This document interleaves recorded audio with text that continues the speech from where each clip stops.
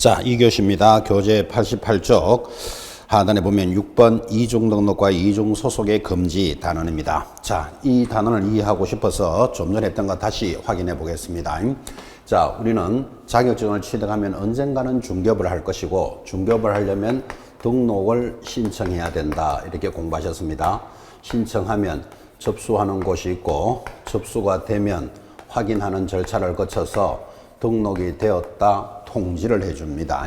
자, 신청일로부터 통지는 7일 내로 서면으로 통지를 합니다. 통지가 오면 가서 등록증을 교부받고 이 등록증을 개시하고, 그리고 드디어 업무가 개시된다, 이제 이렇게 공부를 하죠. 그래서 중개 업무를 하기 위한 절차를 공부하셨습니다. 다시 복습할까요? 등록 신청은 아무나 하는 것은 아니다. 첫째 조건이 뭐죠? 자격을 취득할 것. 자격은 취득했지만 중개업은 잘 못하죠. 실무 교육을 이수하고, 세 번째 사무소를 확보할 것. 우리는 이를 등록 기준이라고 공부했습니다. 이런 등록 기준을 갖춘 자가 접수를 하는데 어디 가서 합니까? 사무소가 있는 시장, 군수, 구청장에게 접수하고, 사무소가 있는 시, 군, 구를 등록을 해주니까 등록관청이다, 이렇게 말하죠. 자, 등록관청에 접수가 되면 확인하는 것이 두 가지가 있다 그랬죠. 1. 사무소가 적합한지를 확인합니다. 그 다음 곧 공부해야 될 결격 사유를 확인해서 특별한 일이 없으면 등록이 되었다라고 통지를 해주는데, 며칠 내로 7일 내로 서면으로 통지해 줍니다. 자, 통지가 오면 가서 등록증을 받아야 되겠죠. 교부받기 전에 그랬으니까 여기 화살표를 하고 보정을 설정하는데, 보정을 확인해야만 등록증은 지체 없이 교부해 준다, 그죠? 그러면 이 등록증을 받아서 개시하고 드디어 중개 업무가 개시가 되는 절차를 공부하고 있습니다. 그리고 공부하셨지만 이렇게 받았던 등록증을 양도대여 할 수는 없다. 양도대여 하다가 적발되면 1년 징역 1,000만 원 벌금, 이렇게 가고 있죠. 자, 88페이지 하단, 이번에는 이중 등록과 이중 소속의 금지입니다. 딱 들어보니까 이중 등록, 이중 소속은 뭔가 위반하는 냄새가 확 나죠. 자, 종로구청에 가서 이렇게 등록을 하고 영업하는 자가 강남구청에 또 등록을 합니다. 우리는 이를 이중 등록이라 부르고, 이중 등록은 금지한다라는 단원입니다. 그러면 여러분 시험에서 이중 등록은 딱 들어보는 순간 위반하는 냄새가 딱 나잖아, 그죠? 그럼 이중 등록 할 수 있습니까? 이런 문제는 내지 않습니다. 이중 등록을 하면 제재가 어떻게 될까요? 하니까 제일 하단, 이중 등록을 하면 1년 징역 1,000만 원 벌금에다가 받았던 등록들은 반드시 무한다, 취소하여야 한다, 이렇게 나가겠죠. 그래서 반드시 취소되고 1년에 1,000입니다. 오른쪽 이중 소속도 금지합니다. 자, 이중 소속은 또 이런 거겠죠.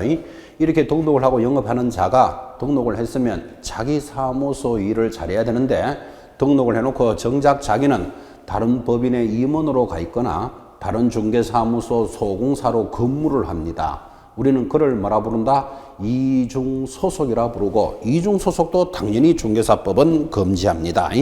그때 오른쪽 위반 시의 제재, 즉 이중소속 할 수 있습니까? 이런 문제 안 낸다니까요. 이중소속을 하면 어떻게 되는데요? 하니까 3번에 1번 개공사 절대적 등록 취소 사유이며, 이렇게 받았던 등록은 반드시 취소시키고 얼마? 1년 징역 1,000만 원 벌금입니다. 아, 그러니까 여러분들은 이 두 단은 이중 등록, 이중 소속을 배우시면 뭔가 위반이라는 냄새는 딱 나죠. 그래서 이중 등록, 이중 소속이 적발되면 받았던 등록은 반드시 취소시키고 얼마? 1년에 1,000, 이렇게 익히시는 시간입니다. 이제 넘어가면 7번 등록의 효력 소멸과 무등록 중개업이 들어왔는데, 자, 이렇게 등록을 하고 영업하는 자가 효력이 없어지는 걸 소멸이라 그러죠. 왜 등록 효력 소멸이 될까요? 1번에 1번 개인인 개공사가 사망하거나 법인이 해산하면, 자, 개인이 죽으면 사망이라 그럽니다. 사망의 동그라미. 법인이 죽으면 해산이니까 사망 해산은 계속 같이 붙어 다닐 겁니다. 자, 이렇게 등록을 하고 영업하는 개공사가 사망하는 수가 있을까요? 왜 사망했죠? 수만 씨니까. 자, 사망하면 그 효력은 소멸하겠다. 동의하시겠죠? 그죠? 당연히 사망, 해산하면 효력은 소멸이다. 내려가면 2번 등록 취소를 받았답니다. 취소의 동그라미. 이렇게 등록을 받고 영업하던 자가 무언가 위반을 했겠지. 취소되면 효력 소멸입니다. 내려가면 3번 폐업 신고, 폐업의 동그라미. 자, 사망하거나 해산하거나 취소받았거나 스스로 폐업하면 효력 소멸이라는 건 이해되시겠죠? 받았던 등록의 효력은 소멸되는데 이렇게 소멸된 자가 뻐적뻐적 일을 하면 그 다음에 뭘로 내려간다? 무등록 중개업이 되고 무등록 중개업은 어떤 식으로든 반드시 출제가 됩니다. 그래서 이제 하단에 2번 무등록 중개업이 중요하기 때문에 효력 소멸을 공부하는데 무등록 중개업의 별표 탁 찍어놓고 하단에 무등록의 유형 나타났죠. 1번 동그라미 1번 보면 애초부터 등록 자체를 하지도 안 하고 영업하는 자 당연히 그건 오리지널 무등록입니다. 그 다음 2, 3, 4번 효력이 소멸되고 하는 자가 무등록인데 무등록을 한 효과, 좋은 효과는 아니겠지만 오른쪽에 위반 시의 제재 3년에 3천만 원 효력 그리고 보수 청구권 이것들이 이제 문제가 들어오는데 이 많은 내용들 오른쪽에 있는 내용들은 이 그림으로 해결을 합니다. 그림은 이렇게 그립니다. 자, 중개업을 하려면 등록하고 해야 됩니다 라고 공부를 했는데도 불구하고 물건을 파는 사람 갑이 있습니다. 매도인이죠. 사는 사람 을이 있겠죠. 자, 여기 개공사가 중개를 하고 있었는데 이 두 사람이 계약이 성립이 됐습니다. 계약이. 자, 그럼 예를 들어서 3억에 팔겠다, 사겠다 이렇게 계약이 성립했다면 이 계약이 성립되는데 지금 공부하고 있는 A가 우리가 공부하고 있는 무등록업자입니다. 무등록업자는 어떤 사람이죠? 등록 자체도 하지 않고 영업하거나 등록을 했더라도 효력이 소멸된 자가 영업하니까 무등록업자가 계약을 했대요. 그러면 이 계약은 유효다, 무효다? 계약은 유효합니다. 아주 중요한 표현이죠. 여러분 계약이라는 것은 갑이 3억에 팔겠다 하니까 이 사람이 사겠다 그랬겠지. 그래서 계약은 당사자 의사의 합치지 개공사가 무등록임을 보고 유효다 무효다를 따지지 않습니다. 그래서 무등록업자가 한 계약은 유효합니다. 그러면 등록한 개공사가 하면 유효일까요 무효일까요? 당연히 유효하겠지. 그래서 개공사를 보고 유효 무효를 따지지 않는다니까요. 그러면 등록은 효력하고는 관계가 있다 없다? 없다. 등록을 하지 않더라도 계약은 유효하니까. 그러면 효력하고는 관계없으니까 등록을 왜 합니까? 하니까 아까 공부하셨죠. 적법 요건이다. 그렇게 공부했다니까요. 그래서 우리 법에서는 중개업을 하는 자는 반드시 등록해야 된다라는 등록은 효력하고는 관계없고 적법 요건입니다. 그런데 이 무등록업자는 적법 요건은 위반한 자죠. 위반을 했으니까 무등록업자는 적발이 되면 3년 징역 3천만 원 벌금이라는 형벌에 처해지겠다. 지금 이렇게 말한 거예요. 무등록은 어떤 식으로든 문제를 묻기 때문에 3년 징역 3천만 원 벌금인데다가 더 중요한 것은 그러면 무등록업자가 했더라도 계약이 유효하다니까 일한 것에 대해서 중개 보수는 받을 수 있느냐 이제 이런 문제가 생기더라고요. 우리 판례는 중개 보수는 뭐 인정할 수 없다. 상식이죠. 지금 3년 징역 3천만 원 벌금 3년 징역 가는 놈이 내가 했는 계약이 유효하니까 수수료 주세요. 이건 좀 말이 안 맞잖아. 그죠? 그래서 보수 청구권은 인정할 수 없다가 무등록의 효력입니다. 오른쪽 91페이지 상단에서 한번 볼까요? 무등록의 효력. 개설 등록을 하지 않고 중개업을 한 행위는 처벌의 대상, 3년에 3천만 원이라는 처벌의 대상이 될 뿐이지 그 중개 행위로 인해서 체결된 당사자 간의 거래 계약이 무효가 되는 것은 아니다. 그래서 계약은 뭐다? 유효다 이 말이에요. 그러면 보수 청구권은 어떻게 되는데 하니까 4번 첫째 줄 사무소 개설 등록을 하지 않고 중개업을 한 자가 거래 당사자에게 보수를 청구할 수 있는지 여부는 공인중개사 법령에는 규정되어 있지 않는데 다만 최근의 판례는 그랬습니다. 판례에 동그라미 하나 찍어놓고 줄 걸까요? 보수 청구권을 뭐 인정하지 않는다. 보수를 달라고 할 권리는 없다까지를 정리하신 거죠. 무등록의 행위는 반드시 출제됩니다. 왜 그러냐면 중개업을 하려면 등록을 해야 되니까 등록하지 아니한 자, 무등록에 대해서는 어떤 식으로 물어도 묻는데 가볍게 물을 때는 무등록업자가 적발되면 제재가 무엇입니까? 3년에 3천. 이 정도 출제되면 아주 쉽게 출제한 거고 보수의 청구권은 인정할 수 없다. 그 계약은 유효하다. 이런 것들을 잘 봐주셔야 됩니다. 드디어 한 장을 넘기시면 교재 92페이지 개공사 등의 결격 사유로 접어들고 오늘 수업에서 가장 중요한 단원이 출발을 합니다. 그래서 지금부터 출발하는 결격 사유는 무조건 출제되는 단원. 지금 30회 시험이 끝났는데 30년 동안 한 번도 빠지지 않았습니다. 그때 결격 사유가 무슨 뜻입니까? 하니까 좀 전에 살짝 배우셨죠? 자, 등록을 하고 접수를 하면 확인하는 절차에서 결격 사유를 확인하게 되는데 결격 사유가 해당되어 버렸다. 그러면 등록을 안 해주겠죠. 등록 안 되는 사유를 결격 사유라고 합니다. 그럼 등록이 안 되면 이 사람은 중개 업무를 할 수 없잖아. 그죠? 그래서 결격 사유는 중개업을 할 수 없는 사유라고 말합니다. 이럴 수도 있겠죠. 자, 확인하는 절차에서는 결격 사유가 아니었어요. 그러면 등록을 해줬겠지. 그리고 중개 업무를 하다가 결격 사유로 접어듭니다. 그럼 어떻게 해야 된다? 받았던 등록을 반드시 취소시켜야 되겠죠. 그래야지 등록을 안 해주는 사유, 등록을 했더라도 반드시 취소되는 사유 같은 말이잖아. 그죠? 그래서 결격 사유는 중개업을 못하는 사유를 결격 사유로 합니다. 그러니까 중요할 수밖에 없죠. 여러분이 자격증을 취득했더라도 여기에 해당되면 중개업을 못한다니까요. 그래서 중개업을 못하는 사유, 결격 사유는 시험에서 빠진 적이 한 번도 없습니다. 그러니까 다 분석이 돼 있겠죠. 초급 수준으로 출제될 때는 결격 사유 제목을 아십니까? 이게 초급 수준. 중급 수준은 결격 사유가 해당되면 어떻게 하면 벗어날 수 있을까요? 벗어나는 방법을 중급 수준. 고급 수준은 결격 사유가 중개사법 전체에 어떤 영향을 끼칠까요? 고급스럽게 묻습니다. 초, 중, 고급으로 출제가 됐는데 지금까지 30년 동안 가장 많이 나온 방법이 뭐다? 초급입니다. 초급. 제목을 아십니까? 작년에도 이렇게 물었습니다. 다음 중 결격 사유에 해당되지 않는 자를 찾아라. 되지 않는 자, 그러니까 제목 알고 있느냐 이거 묻는 거잖아. 그죠? 그래서 오늘 여러분 수업에서 결격 사유 제목하고 벗어나는 것은 나는 기억해야 되겠다를 욕심내셔야 됩니다. 결격 사유 제목을 알아야 벗어나는 걸 기억하게 되고 벗어나는 걸 알아야 중개사법에 어떻게 영향을 끼치는지도 고민할 수 있잖아. 그죠? 그래서 오늘 수업은 중급, 고급까지는 갈 겁니다. 지난번 수업에서는 제목에 충실했다면 이제는 조금 더 시험학습에서 조금씩 넓혀갈 겁니다. 자, 그렇게 해서 결격 사유, 중개업을 못하는 사유, 제목은 기억하셔야 된다. 첫 번째 결격 사유 보도록 하겠습니다.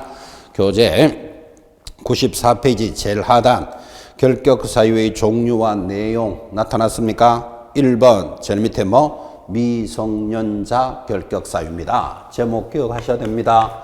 미성년자는 결격 사유다. 즉 중개업을 못하는 사유인데 미성년자가 누굽니까 하면 19세 미만인 자를 미성년자라 하겠죠. 여러분 당연하지만 미성년자가 자격증을 취득했다고 10살짜리가 여러분에게 10억의 아파트 하나 사시겠습니까? 팔겠습니까? 지금 이게 말이 안 나오잖아. 그죠? 그래서 미성년자는 중개업을 할 수 없는 결격 사유다. 이런 뜻이에요. 자, 그러면 이 사람이 벗어날 수 있는 방법은 뭘까요? 하면 부모의 동의를 받으면 벗어난다. X. 미성년자가 혼인을 하면 벗어난다. X입니다. 미성년자가 벗어날 수 있는 방법은 19살이 넘어야 한다. 이거밖에 없겠죠. 그래서 시험에서 잘 걸었던 게 혼인하면 벗어나는 성년의제를 인정한다 하면 틀립니다. 혼인하더라도 벗어날 수 없다. 즉 19세 미성년자는 19살이 넘어야만 벗어날 겁니다. 제목하고 벗어나는 것을 기억하셔야 됩니다. 오른쪽 갑니다.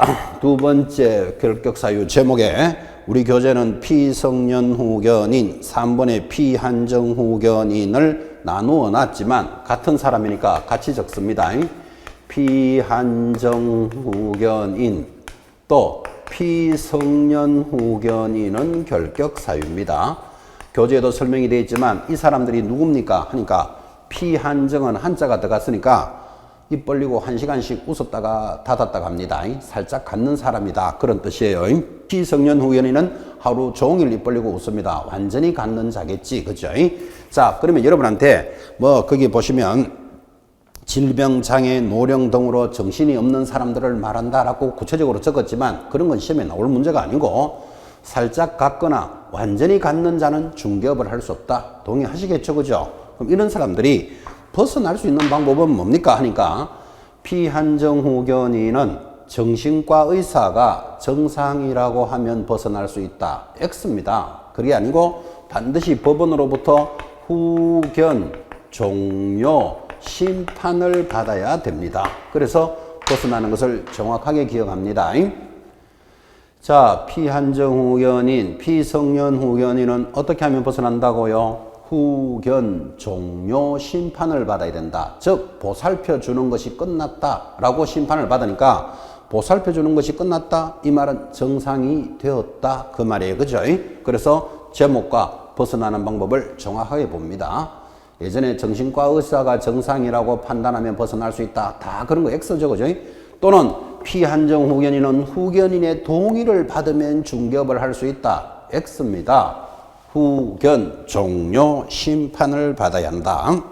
넘어가서 교재 96페이지 상단에 4번 파산 선고를 받고 복권되지 아니한 자 찾았습니까? 그래서 3번 파산자는 결격사유다 이 말이에요. 그래서 파산 선고를 받고 복권되지 않은 자가 파산자니까 제목 파산자 결격사유 탁 잡으시고 파산의 뜻이 무엇입니까? 적어놨지만 시험에서 절대로 나오지 않습니다. 뭐 경제적으로 궁핍하여 국가로부터 파산 선고를 받은 자 뭐 이런 것들이 나올 겁니다.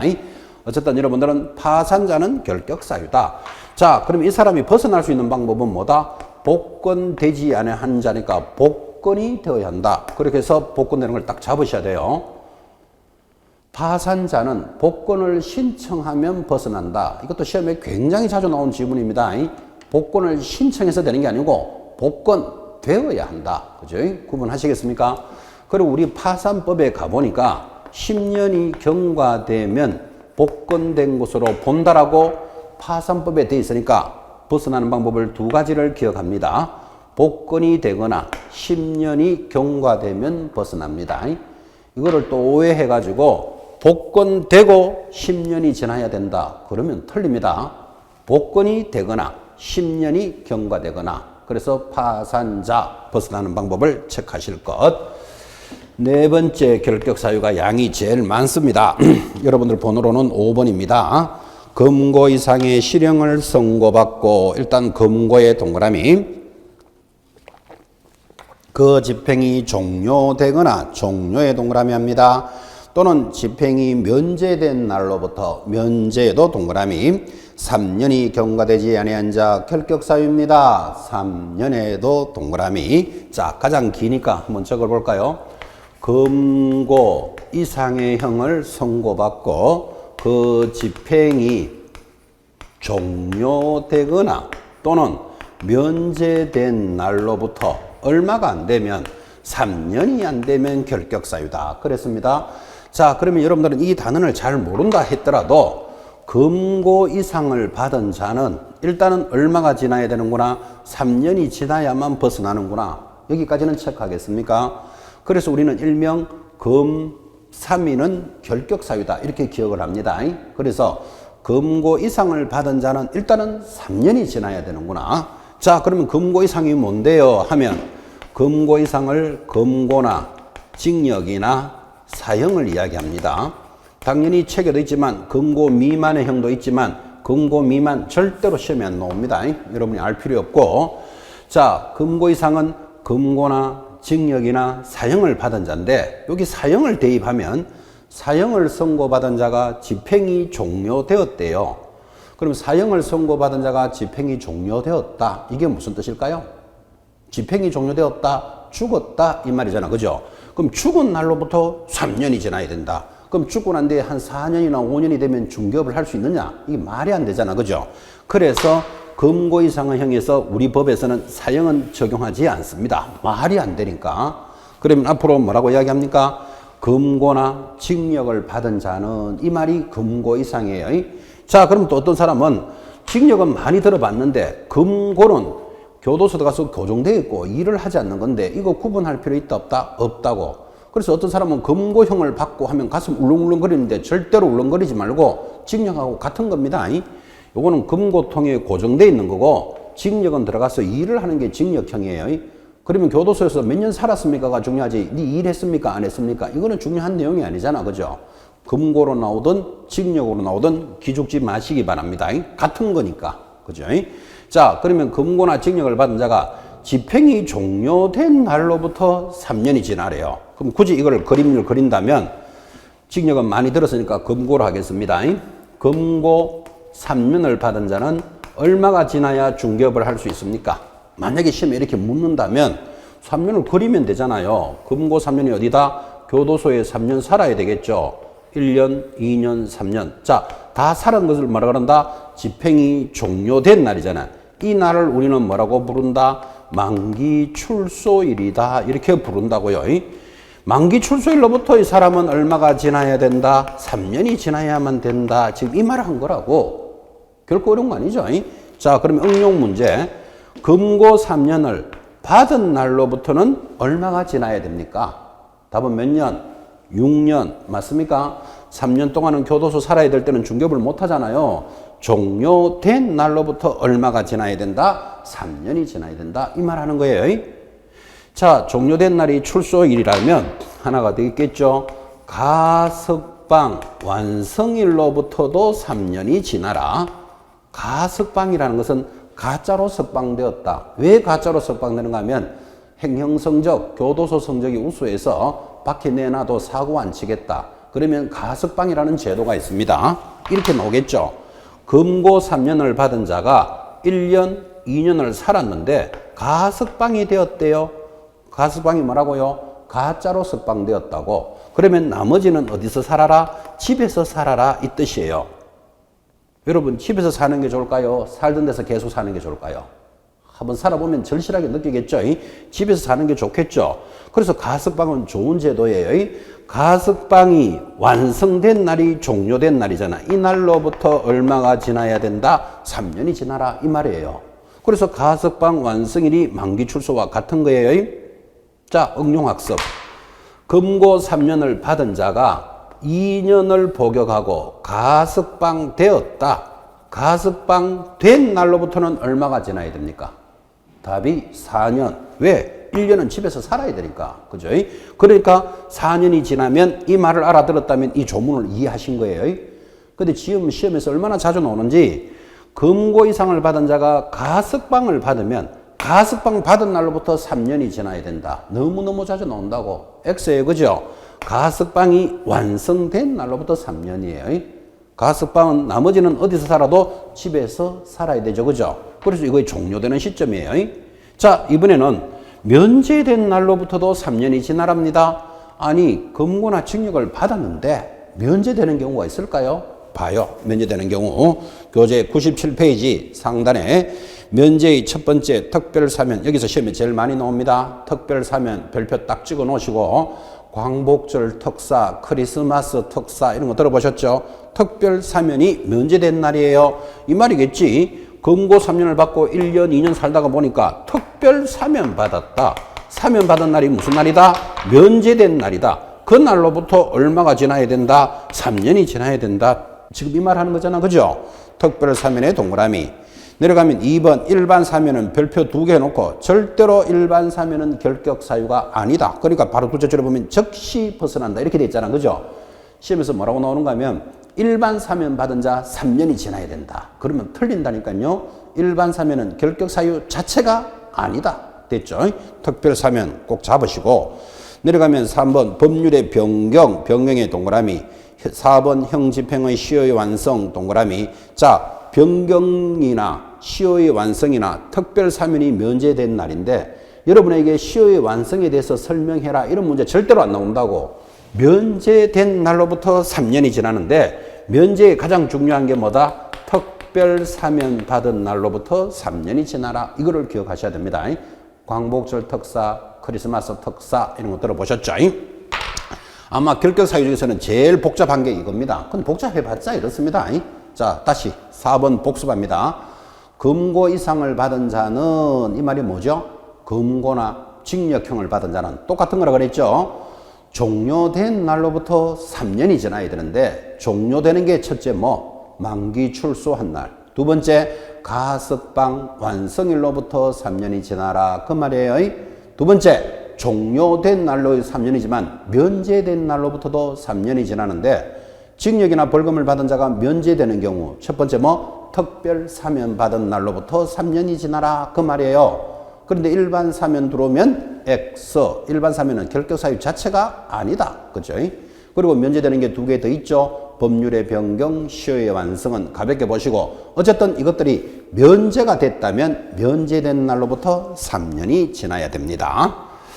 다섯 번째 결격 사유입니다. 교재 여러분들 번호로는 6번이죠. 97페이지 하단 금고 이상의 형의 집행유예를 받고 다시 금고의 동그라미 집행유예를 받고 그 유예 기간 중에 있는 자 결격 사유입니다. 집행유예 기간 중에 줄 것입니다. 자, 다섯 번째 금고 이상의 형을 선고받은 자가 집행유예 중이면 결격 사유다 그랬습니다. 자, 그러면 여러분들은 이 단어를 읽거나 마나 금고 이상은 좀 전에 공부하셨잖아요. 금고나 징역을 받은 자는 똑같은 거예요. 받은 자는 집행유예 중이면 결격 사유다. 그러면 집행유예가 지나면 벗어나겠네. 당연하잖아. 그죠? 그 제목 자체가 벌써 벗어나는 걸 알려줍니다. 집행유예 중인 자는 결격 사유다. 그러니까 집행유예가 벗어나면 되는데, 자, 이해하셨는지 문제 내봅시다. 이번에는 징역으로 합시다. 징역 1년에다가 집행유예를 누가 5년 받았다. 시험 지문에 이래 나옵니다. 이 사람은 몇 년이 지나야 중개업을 할 수 있을까요? 답은 집행유예가 지나야 된다. 즉 5년이 지나야 된다. 그죠? 앞에 거 신경 쓸 필요 없다 이 말이에요. 그런데 이게 이렇게 쉬운 단원을 징역 5년에 징역 1년에다가 집행유예 5년 받았으니까 합쳐서 6년 이렇게 대답하는 사람 빼고 4년 대답하는 사람 나누기 2 해가지고 3년 대답하는 사람 객관식 문제에 다양하게 틀립니다. 다시 정리했잖아요. 집행유예 중인 자는 결격 사유다. 그럼 집행유예가 지나면 벗어나겠지. 한 번만 더 합시다. 누가 징역 1999년 받았다고 칩시다. 그럴 일은 없지만 징역 1999년에 집행유예를 예를 들어서 3개월 받았다 치면 이 사람은 얼마가 지나야 중개업을 할 수 있을까요? 집행유예가 지나야 된다니까 3개월만 지나면 되죠. 앞에 거 신경 쓸 필요 없다. 이 정도로 단조롭게 공부합니다. 그래서 집행유예 받은 자는 결격 사유다. 거기서 조심하셔야 될 거, 이 집행유예라 그랬지. 여러분들 시험에서 선고유예 들어오면 X입니다. 항상 이야기하지만 선고유예는 아무것도 아니다. 이렇게 공부할 겁니다. 말도 안 되지만 비슷한 기소유예를 받은 자는 이러면 X예요. 이런 것들은 결격 사유가 아니기 때문에. 자, 그럼 또 선고유예가 뭐길래, 기소유예가 뭐길래 또 이런 문제가 생기잖아. 그죠? 이런 거를 여러분들 공부해야 될 형법 시간이 아니잖아, 이게 지금. 그죠? 여러분들 기억해야 될 것, 집행유예가 지나야 된다. 선고유예 들어오면 X, 기소유예 들어오면 결격사유 아니다를 체크하셔야 됩니다. 집행유예 중인 자는 결격사유입니다. 넘어가서 교재 98페이지 공인중개사법을 위반하여, 자, 공인중개사법의 동그라미하고 우리는 이를 이 법이라 그럽니다. 이 법을 위반하여 300만 원 이상의 벌금형을 선고받고 300만 원 동그라미 벌금형을 선고받고 벌금형에도 동그라미 3년이 경과되지 아니한 자 결격사유입니다. 3년에도 동그라미. 자, 그래서 7번째 결격사유, 이 법을 위반하여, 이 법이 뭐라고요? 공인중개사법을 위반하여 벌금형 300만 원 이상을 받은 자는 3년간 결격사유다. 이렇게 들어왔습니다. 자, 그래서 우리는 노래 부릅니다. 이, 벌, 삼, 삼은 결격사유다. 참 노래도 길게 부릅니다. 이, 벌, 삼, 삼은 결격사유다. 이 벌 할 때 이가 뭐죠?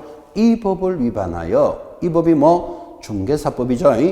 공인중개사법을 위반하여 벌금형 300만 원 이상을 받은 자는 3년 동안 결격사유입니다. 얼마나 자주 나왔는지, 개공사가 변호사법을 위반하여 벌금 300만 원을 받으면 3년간 결격 사유이다. OX X입니다. 변호사법 위반은 이 법이 아니잖아 지금 그죠? 변호사법 위반으로 벌금 5천만 원 받아도 끄떡도 안 합니다. 다시 개공사가 이 법을 위반하여 벌금 100만 원을 받으면 3년간 결격 사유이다. X입니다. 100만 원 해당되지는 않습니다. 그래서 제목이 2, 벌, 3, 3열 너무너무 시험에 잘 나오니까 익혀 놓으셔야 돼요. 이렇게 열심히 강조하는데도 불구하고 집에 가면서 혼자 또 저, 벌, 3, 3 이렇게 가는 분이 나옵니다. 2, 벌, 3, 3은 결격 사유입니다. 이 법을 위반해서 벌금 300만 원 이상을 받으면 3년 동안 결격 사유. 자, 7번째 결격 사유. 여러분 번호로는 8번이죠. 자격이 취소된 후 줄곧 3년이 경과되지 아니한 자 결격 사유입니다. 어떤 식으로 위반을 했겠지. 그러면 그 자격증이 취소가 탁 됐습니다. 취소된 자 내일부터 일할 수 있다. 이럴 수는 없잖아. 그죠? 3년간은 중개업을 못합니다. 자격 취소 밑줄에 3년 동그라미. 9번 내려오면 자격이 정지된 자 줄 꺼놓고 정지기간 동안 결격 사유입니다. 설명할 필요도 없죠. 1월 1일부터 당신은 5월 1일까지 자격 정지요. 그럼 5월 1일까지는 중개업을 못하는 거예요. 자격 정지니까. 그 말은 5월 2일이면 해도 된다 이 말하고도 같은 말이죠. 5월 1일부터는 할 수 있겠지. 10번 오늘 공부했죠. 38조 제1항 제2호 4호부터 제8호 같은 조 제2항 2호부터 11호까지 이 말들이 등록이 취소되는 사유예요. 오늘도 공부하셨지만 중개업을 하려면 등록하고 영업해야 됩니다. 이렇게 공부했잖아요. 근데 어떤 사연으로 등록이 취소돼 버렸어. 그럼 당연히 한번 취소된 자를 내일부터 일할 수 있다. 이럴 수는 없으니까 3년 동안 중개업을 못합니다. 그래서 셋째 줄에 등록이 취소된 후 줄긋고 3년의 동그라미.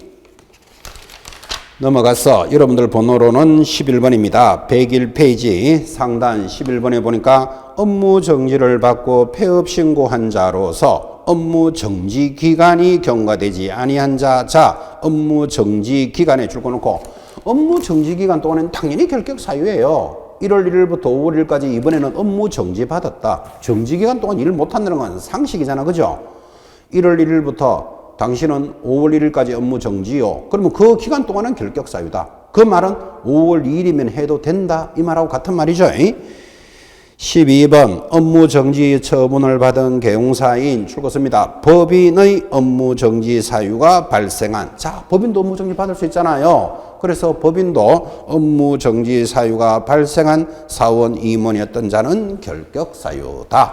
자, 결국은 7번, 8번, 9번, 10번, 11번 지금 5가지는 제가 빠르게 읽었지만 7번이 뭐였죠? 자격이 있다가 취소된 자 몇 년 동안? 3년 동안 결격 사유다. 자격이 취소가 안 되고 자격이 정지 중인 자는 정지 기간 동안 결격 사유다. 9번 등록을 했다가 등록이 취소된 자는 몇 년? 3년 동안 결격 사유다. 이번에는 등록 취소가 안 되고 업무 정지를 받았습니다. 업무 정지 중인 자는 결격 사유다. 그죠?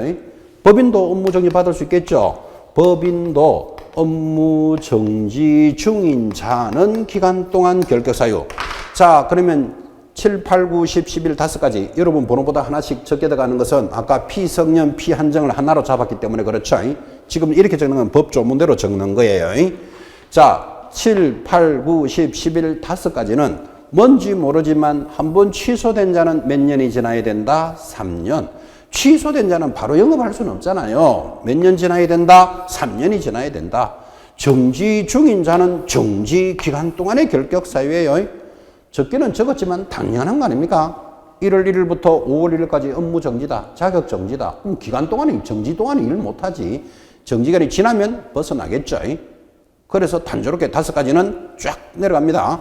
취소된 자는 무조건 3년 지나야 된다. 정지받은 자는 정지 기간이 지나야 합니다. 다 했습니다. 12번째 결격 사유. 여러분 번호로는 13번 돼 있겠죠. 교재 101페이지 제일 하단 제목이 죽었습니다. 사원 또는 임원 중. 봐요. 사원이라는 말은 임원하고 착 붙어 다닌다니까 항상. 임원하고 같은 말이기 때문에 사원 또는 임원 중에서 위의 결격사유가 해당되는 자가 있는 법인은 결격사유다. 제목에 줄 것이었습니까? 이 소리 하고 있죠. 자, 지금 법인에 사원 임원이 있는데 사원 임원이 지금 우리가 공부하고 있는 1번부터 11번 하나라도 해당되면 결격사유다. 1번이 뭐죠? 1번 미성년자. 11번이 뭐지요? 방금 했던 법인의 업무 정지 중인 자. 그러니까 이게 결격사유잖아요. 그래서 법인의 사원 임원이 결격사유 하나라도 해당되면 이 법인은 결격사유다 이 말이에요. 근데 여러분 억울하지 않습니까? 어떤 법인의 임원이 10명 있다고 치고 한 사람이 여기에 해당된다고 야 법인 문 닫아라. 좀 섭섭하잖아. 그죠? 그래서 벗어날 수 있는 방법은 2개월 내로 그 사유를 해소하면 벗어난다. 해소한다는 말은 해당되는 임원을 교체하거나 바꾸면 벗어난다. 그 뜻이겠죠. 교재는 빠뜨렸으니까 여러분 적어 넣으시기 바랍니다. 교재 101페이지 제일 하단 13번 밑에 사원 또는 임원 중 위 1번에서 12번에 해당하는 자, 이걸 우리는 결격사유라고 그러죠. 결격사유에 해당하는 자가 있는 법인은 결격사유에 해당하므로 등록을 할 수는 없다. 근데 한 사람 때문에 등록을 할 수도 없지만 해당된다고 바로 취소시켜버리면 억울하니까 갈로 열고 받아쓰기 합니다. 2개월 내로 해소하면 벗어날 수 있다. 이렇게 적어 놓으셔야 됩니다. 2개월 내로 해소하면 벗어납니다. 해소한다는 말이 무슨 말이죠? 해당되는 임원을 교체하거나 바꾸면 된다. 그런 뜻이겠죠. 자, 그렇게 해서 여러분들은 결격사유 모두 몇 개? 12가지를 정리하셨습니다. 지금 우리 번호로 12가지는 법조문 순서대로 적은 겁니다. 이게 뭐 순서가 중요한 건 아니고 시험에 빠진 적이 한 번도 없다 그랬잖아 지금. 그죠? 제목하고 벗어나는 방법을 기억하시고 이제 고급스럽게 나오면 고급 수준인데 오늘 제목부터 한번 다시 복습하고 고급 수준도 정리를 해볼 겁니다. 자, 안 보고 대답하면 더 이쁘겠고 결격사유는 무조건 제목 기억하셔야 돼요. 벗어나는 것도 스스로 생각합니다. 첫 번째 중개업을 못하는 사유 미성년자 기억합니까? 벗어나는 방법 기억하셔야 돼요. 두 번째 피한정 후견인 피성년 후견인 살짝 갖거나 영 갖는 사람 결격사유입니다. 벗어나는 방법은 후견 종료 심판을 받아야 한다. 이렇게 갑니다. 파산 선고를 받고 복권되지 아니한 자를 파산자라고 부르고 파산자 결격사유. 벗어나는 방법은 복권이 되거나 10년이 경과되거나 가장 길다 그랬죠. 금고 이상의 형을 받은 자는 집행이 종료된 날로부터 3년이 지나야 돼요. 종료의 첫 번째 만기 출소한 날, 가석방 완성된 날로부터 3년이 지나야 됩니다. 또는 금고나 징역을 받은 자가 면제된 날로부터도 3년이 지나야 되는데 면제의 첫 번째 특별 사면 받은 날로부터 3년이 지나야 된다. 근데 일반 사면 들어오면 조심해야 됩니다. 결격 사유가 아니다. 그죠? 그리고 변경과 시효의 완성이 있는데 묶어서 면제된 자 3년이 지나야 됩니다. 그 다음 금고 이상의 집행유예를 받은 자 집행유예 기간이 지나야 한다. 집행유예라 그랬지 선고유예 들어오면 X, 기소유예 들어오면 X입니다. 결격사유가 아니니까. 그 유명한 노래 여섯 번째, 이 법을 위반하여 벌금을 300만 이상 받으면 3년 동안 결격사유니까 이 벌 3은 결격사유입니다. 그 다음 7, 8, 9, 10, 11 결격사유는 5개나 적었지만 확 묶어버리면 한 번 취소된 자 몇 년 지나야 되고 3년, 정지받은 자는 정지기간이 지나야 된다.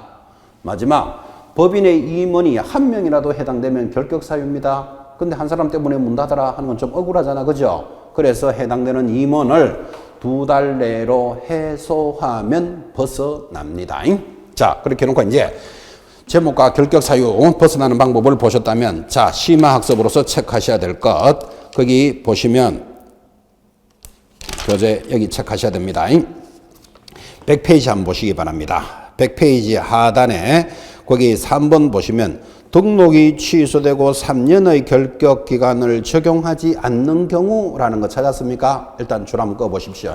지금 무슨 말을 했는가 하면 등록이 취소된 자는 한 번 취소된 자 바로 영업할 수 없다 그랬잖아요. 그러니까 등록이 취소된 자는 3년 동안 중개업을 할 수 없다. 이렇게 공부했는데 지금 줄 걷는 게 뭐다?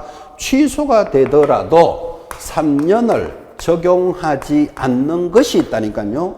3년을 적용하지 않는 거 4개가 있으니까 또 문제 내기가 좋았겠죠. 자, 첫 번째 한번 보십시오. 3년을 적용하지 않는 거. 교재 100페이지 하단 3번 1번 등록 기준 미달 밑줄 껐습니다. 등록 기준 미달. 그 다음 2번 개공사가 사망의 밑줄 옆에 해산 밑줄 3번 때문에 공부합니다. 결격 사유 밑줄을 딱 꺼놓고 밑줄 몇 개 껐는 줄 아십니까? 4개입니다. 자, 첫 번째 등록이 한번 취소되면 3년 동안 못한다 그랬는데 3년을 적용하지 않는 거 1. 사망 2. 해산 사망 해산은 같은 말이에요. 그 다음에 지금 3번 때문에 하는데 결격 사유를 원인으로 취되면 그리고 4번이 뭐죠? 등록 기준 미달 교재는 제일 먼저 적어놨죠. 이 4가지는 3년을 적용하지 않습니다. 그러니까 4가지니까 객관식 문제 내기가 얼마나 좋아요. 쓸데없는 거 걸어놓고 해당되지 않는 것 뭐 단물 문제로 갖다 붙겠죠. 자, 확인. 한번 등록이 취소된 자는 3년 동안 중개업을 할 수 없는데 3년을 적용하지 않는 거 첫째 사망. 왜 적용 안 할까요? 자, 중개업을 하다가 사망하는 수가 있겠죠. 개공사가. 그러면 더 이상 영업 못하니까 취소됐겠죠. 그렇게 해서 취소된 자는 3년을 적용할 필요가 없다고. 죽은 자 보고 야, 네 4년 만에 와야 된다. 이런 말이 있을 수가 있다 없다? 해당 사항이 없잖아. 그죠? 사망이나 해산은 같은 거예요. 3년을 적용하지 않습니다. 죽었는데 뭘 3년을 적용해. 그죠? 그 다음 지금 3번 때문에 하는데 결격 사유. 지금 우리가 공부하는 결격 사유를 원인으로 취소되면 3년을 적용하지 않습니다. 그러면 3년을 적용하지 않으면 뭐를 적용하는데? 하니까 결격 사유가 벗어나야 돼. 3년이 중요한 게 아니고. 자, 그러면 3번을 설명하려고 그림을 하나 그리는데 따라 그리지 마시고 잘 보시기 바랍니다. 그리고 이 그림을 스스로 한번 그려보시기 바랍니다. A가 중개업무를 하고 있습니다. 뭐 예를 들어서 2000년 1월 1일 파산자 선고를 받았습니다. 여러분 좀 전에 배우셨지만 파산자는 결격사유다. 맞습니까? 파산자 결격사유잖아. 그죠? 그러면 결격사유는 중개업을 더 이상 못하는 자니까 2000년 3월 1일 드디어 등록이 취소가 됐답니다. 등록 취소. 그러면 등록이 취소된 자는 3년 동안 못한다고 배우셨잖아요. 그러니까 이날로부터 3년 동안은 못한다. 그럼 이게 2003년 3월 1일이 되겠지. 자, 그러면 1월 1일 파산 선고를 받고 3월 달에 취소된 자가 5월 1일이 되니까 복권이 되었답니다. 자, 그러면 여러분이 법을 만드는 사람이면 복권된 날, 그러니까 이게 2000년 5월 1일이죠. 이때부터 중개업을 할 수 있다. 아니다. 너는 취소가 됐잖아, 지금. 3년이 지나야 되니까 2003년 3월 1일부터 할 수 있다. 여러분이 만약에 법을 만드는 사람이면 이 사람을 언제부터 일하게 해주겠습니까? 파산 선고를 받아가지고 취소됐어. 그런데 5월달 되니까 복권이 되었어. 그럼 복권 됐을 때부터 하게 해준다.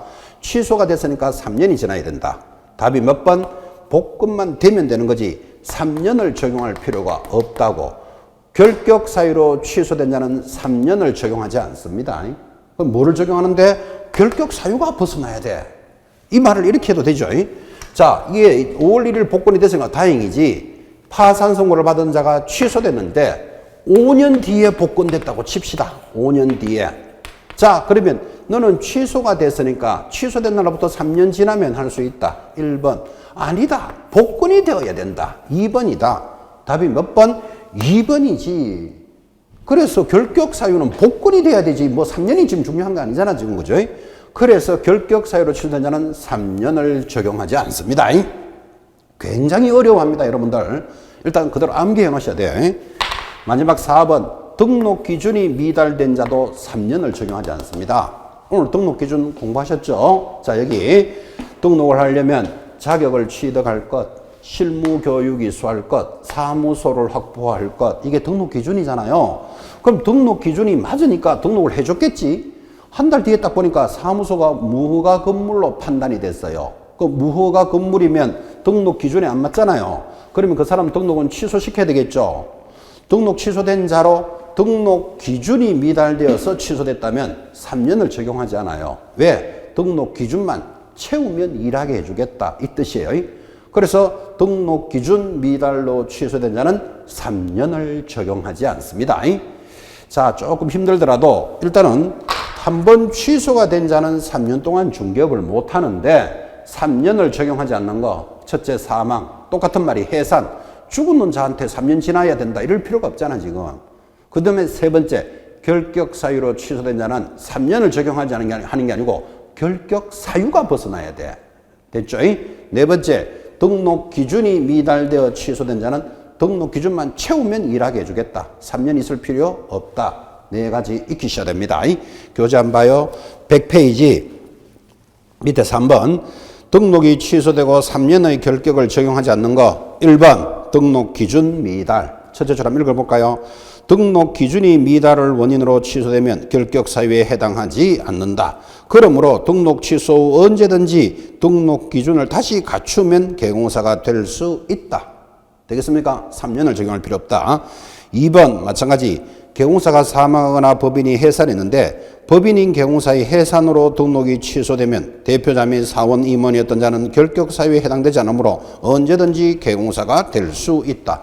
사망 해산했는데 굳이 3년 있어야 될 필요 있다 없다? 없다.